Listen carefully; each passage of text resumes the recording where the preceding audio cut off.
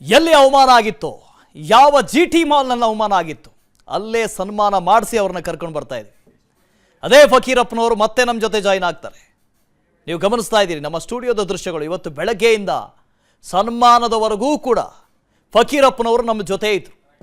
ಫಕೀರಪ್ಪನವರ ಪುತ್ರ, ಅವರ ಮಗ, ಅವರು ನಮ್ಮ ಜೊತೆ ಇದ್ರು.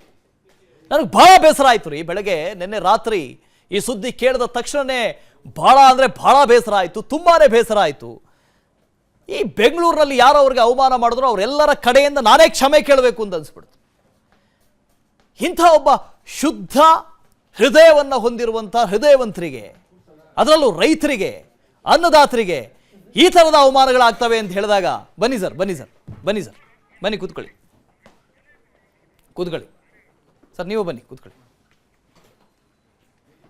ಮೈಕ್ ಹಾಕ್ಬಿಡಿ, ಬನ್ನಿ. ಬೆಳಗ್ಗೆಯಿಂದ ನಮ್ಮ ಜೊತೆ ಇದ್ದಾರೆ, ಫಕೀರಪ್ಪನವರು ಇದ್ದಾರೆ. ಬೆಳಗ್ಗೆಯಿಂದ ಮಾತಾಡ್ತಾ ಇದ್ದೆ ನಾನು. ಅವಮಾನ ಆಗಿತ್ತು ನಿನ್ನೆ, ಹೌದು, ಅದನ್ನು ಒಪ್ಕೊಳ್ಳೇಬೇಕು. ಅವಮಾನದ ಜೊತೆಗೆ ಈಗ ಸನ್ಮಾನನೂ ಆಗಿದೆ. ಏನು ಸರ್? ಅವಮಾನದ ಜೊತೆಗೆ ಈಗ ಸನ್ಮಾನನೂ ಆಗಿದೆ. ನಮ್ಮ ವಿಸ್ತಾರ ತಂಡದ ಕಡೆಯಿಂದ ಮತ್ತೊಂದು ಸನ್ಮಾನವನ್ನು ಮಾಡೋಣ. ಕಾರಣ ಇಷ್ಟೇ, ಅನ್ನದಾತರು ಅನ್ನೋದು. ನಿಜಕ್ಕೂ ರೈತರು ಅನ್ನದಾತರು ಅಂತ ಬಂದಾಗ ಒಂದು ರೀತಿಯ ಗೌರವ ಸರ್. ನನ್ನ ಬೆಳಗ್ಗೆ ಭಾಳ ಬೇಸರ ಆಗಿತ್ತು. ಈಗ ಆಯಿತು ಅಂತ ಅನ್ಕೊಂಡ ತಕ್ಷಣವೇ ಭಾಳ ಬೇಸರ ಆಗಿತ್ತು. ಆದರೆ ಇವಾಗ ನಿಮಗೆ ಖುಷಿ ಇದೆಯಾ ಸರ್? ಕೂತ್ಕೊಳ್ಳಿ ಎಲ್ಲ ಖುಷಿ ತಗೊಳ್ಳಿ ಸರ್. ಯಾರಿಗೂ ಈ ಥರದ ಅವಮಾನ ಆಗಬಾರ್ದು ಸರ್. ಆಗಬಾರ್ದು, ಇನ್ನು ಮುಂದೆ ಯಾವತ್ತೂ ಆಗಬಾರ್ದು.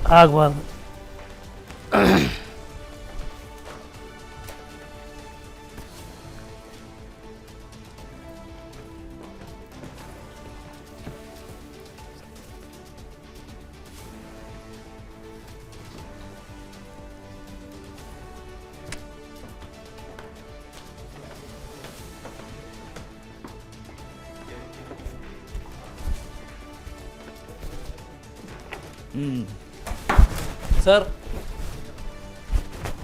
ಹಾಂ ಸರ್, ಹೋಗಿದ್ರಿ, ಸನ್ಮಾನ ಆಯ್ತು, ಯಾರು ಅವಮಾನ ಮಾಡಿದ್ರು ಅವರು ಕ್ಷಮೆ ಕೇಳಿದ್ರು. ಹೇಗೆ ಅನಿಸ್ತು ಸರ್? ಕೇಳಿದ್ರಿ, ಖುಷಿ ಅನಿಸ್ತೀರಿ. ಒಟ್ಟ ಅವ್ರ ಹಿಂಗೆ ಕೈ ಹಿಡ್ಕೊಂಡು 2-3 ಸತಿ ಪಾಪ ಹೇಳಕ್ ಹೋದ್ರೆ ಜನ ಹೇಳ್ಕೊಡುವಲ್ರಿ. ಮತ್ತೆ ಕೈ ಬಿಡೋನು, ಒಂದು ಮಾತಾನ ಕೈ ಬಿಡೋನು, ಮತ್ತೆ ತಿರ್ಗೊಟ ಹಳ ಹಚ್ಕಾದ್ರೆ ಸುಮ್ಮಾದ್ರೆ ಅವ್ರು ಬೇಡ ಅಂದರ ಪರವಾಗಿ ನಾನು ಕ್ಷಮೆ ಕೇಳ್ತಾನೆ ರೀ, ನೀವು ಕ್ಷಮಿಸ್ರಿ ಅಂತಂದು ಕೈ ಹಿಡಿದು ಸಣ್ಣ ಮಾಡಿದೆ. ಆತ್ರಿಪ್ಪ, ಕ್ಷಮೆ ಮಾಡ್ಕೊಂತವಿ ಅಂತಂದೆ ಹೇಳಿದ್ವಿ. ಏನು ರೈತರು ಎದ್ದು ಕುಣಿಯೋಕೆ ಹಚ್ಚಿಬಿಟ್ರಿ ಎಲ್ಲರೂ. ಅಣ್ಣಾರು ಅವರು ಭಾಷಣ ಮಾಡೋಕೆ ಹಚ್ಚಿದ್ರಲ್ಲ, ಅವ್ರು ನಮ್ಮನ್ನು ಎತ್ತೆತ್ತಾಗ ಮಾಡಿಬಿಟ್ರು. ಅವರು ಜನ ಎಲ್ಲ ಕೂಡಿ ಇತ್ತದ್ದಬ್ಬಿಕ್ಯಂತ ಮತ್ತು ಆಮೇಲೆ ಪೊಲೀಸರು ಅವರು ಸೇರಿ ಕಾರ್ ಹಚ್ಚಿದ್ರು. ನೀನು ನಡಿಯಜ್ಜ, ಬೇಡ, ಹತ್ತಿಬಿಡು ನಡಿ ಅಂತಂದು ಹಚ್ಚಿದ್ರು. ಹಚ್ಚಿಂದೆ ಮತ್ತಿನ ಈಗ ಹೇಳಕ್ಕೆ ಹಚ್ಚಿದ್ರು. ಅಣ್ಣಾರೇನು ಏನೇನೇ ಹೇಳಕ್ಕೆ ಹಚ್ಚಿದ್ರಪ್ಪ. ನಮ್ಮನ್ನು ಕರ್ಕೊಂಡು ಹೋದ್ರಲ್ಲ, ಇಲ್ಲಿ ಬಂದು ಪಂಚಿ ಉಟ್ಕೊಂಡು ಅವರು ಹೇಳಕ್ಕೆ ಹಚ್ಚಿದ್ರಿ. ಅವ್ರು ನಮ್ಮ ಜೊತೆಗೆ ಇಟ್ಕೋಬೇಕಂತ ಅಲ್ಲಿದ್ದ ಮಟ್ಟನೇ ಹೇಳ್ಕೊಂಡು ಹೋದ್ರೆ ಜನ ಅತ್ತಾಗಿತ್ತಾಗ ಇದನ್ನು ಮಾಡ್ಕೊಂತ ಕದ್ಲಿಸ್ಬಿಡ್ತು.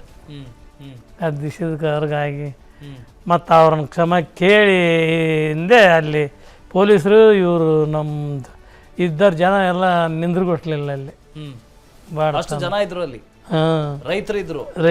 ನಿಮ್ಮ ಪರವಾಗಿ ಬಂದವರು ಎಲ್ಲರೂ ಪಂಚ ಹಿಡ್ಕೊಂಡ್ ಬಂದಿದ್ರು. ಹೌದ್ರಿ, ಬಂದದ್ರಿ. ಈ ಸಲ ಬಿಡ್ಲಿಲ್ವಾ? ನೆನ್ನೆ ರಾತ್ರಿ ಬಿಡ್ಲಿಲ್ಲ.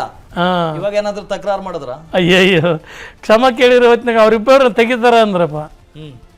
ಅದ ಕೆಲಸದಿಂದ ತೆಗಿತೀನಿ ಅಂತ ತೆಗೇನ್ರಿ, ತೆಗೀರಿ ಪರವಾಗಿಲ್ಲ.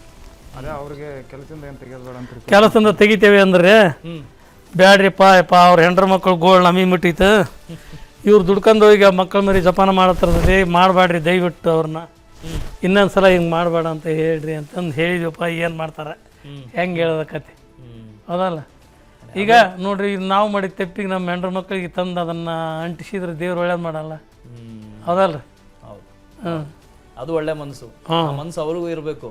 ಹೌದ್ರಿ, ಅದಕ್ಕೆ ಬ್ಯಾಡ್ರಪ್ಪ, ಏನೋ ತಿಳಿದ ತಪ್ಪು ಮಾಡಿಬಿಟ್ಟದನ, ಮುಂದೆ ಹಿಂಗೆ ಮಾಡಬೇಡ ಅಂತ ಹೇಳಿ ಅವನ್ನ ತೆಗಿಬೇಡ್ರಿ ಅಂತಂದು ಅಂದ್ವಪ್ಪ. ಏನೇನು ಮಾಡ್ತಾರೆ, ನಾವು ಸಾವುಕಾರ ಬೇರೆ ಅವಮಾನ ಆತಲ್ಲ. ನೀವು ನೋಡಿ, ನಿಮ್ಮ ಪರವಾಗಿ ಎಷ್ಟು ಜನ ಬಂದಿದ್ರಲ್ಲಿ ನೋಡ್ರಿ, ಎಷ್ಟು ಜನ ಅದಾರ ನೋಡ್ರಿ. ರೈತರಿದ್ದಾರೆ, ಹೋರಾಟಗಾರರಿದ್ದಾರೆ. ಏನ್ ಹೇಳ್ತೀರಿ ನೀವು? ಬೆಳಗ್ಗೆಯಿಂದ ನಮ್ ಜೊತೆ ಇದ್ರಿ, 8:30ಗೆ ಶುರು ಮಾಡಿದ್ವಿ ಮಾತಾಡಕ್ಕೆ. 12:30 ಆದಾಗ ನಿಮ್ಗೆ ಮತ್ತೆ ಸನ್ಮಾನ ಆಯ್ತಲ್ಲೇ. ಏನ್ ಹೇಳ್ತೀರಿ ನಾಗರಾಜ್ ಅವರೇ? ಖುಷಿ ಆಗುತ್ತೆ ಸರ್. ಅಷ್ಟಾಕೊಂದು ಜನ ಸಪೋರ್ಟ್ ಮಾಡ್ತಾ ಇದ್ದಾರೆ. ಅದೇ ಅದೇ ಅವ್ರ ಸಿಬ್ಬಂದಿ ಏನೋ ಡಿಸ್ಮಿಸ್ ಮಾಡ್ತಾರಂತೆ, ಪಾಪ ಅವ್ರನ್ನೇನೋ ಡಿಸ್ಮಿಸ್ ಮಾಡಬೇಡ ಅಂತಂದು ಹೇಳಕ್ಕೆ ಸ್ವಲ್ಪ. ಅದೇ ಇನ್ಮೇಲೆ ಯಾವ ಮಾಲಲ್ಲೂ ಈ ಥರ ಆಗದೆ ಇದ್ರೆ ಖುಷಿ ಸರ್. ಯಾರಿಗೂ ಈ ಥರ ಆಗಬಾರ್ದು. ಹೌದು, ಯಾರಿಗೂ ಈ ಥರ ಆಗ್ಬಾರ್ದು. ಈಗ ನನಗೆ ಹಂಗೋ ಮೀಡಿಯಾದಲ್ಲಿ ಪರಿಚಯ ಇದ್ರು, ನಾನು ಹೇಳಿದೆ ಹಂಗೆ ಹಿಂಗಾಯ್ತು.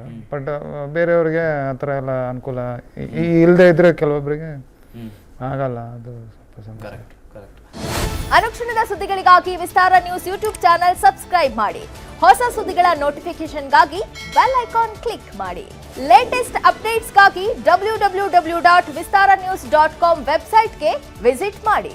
ಅಂಗೈಯಲ್ಲೇ ಜಗತ್ತಿನ ಸುದ್ದಿ ತಿಳಿಯಲು ವಿಸ್ತಾರ ನ್ಯೂಸ್ ಕನ್ನಡ ಆಪ್ ಡೌನ್ಲೋಡ್ ಮಾಡಿ.